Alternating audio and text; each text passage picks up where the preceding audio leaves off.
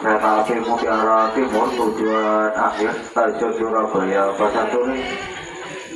Mohon periksa dan teliti kembali barang-barang bawaan agar tidak tertinggal ataupun terbawa oleh pengantar. Sekali lagi jalur 2 dari arah timur, kereta api Mutiara Timur tujuan Jember, Probolinggo, Sidoarjo terakhir stasiun Surabaya Pasar Turi. Segera datang dan masuk di jalur 2.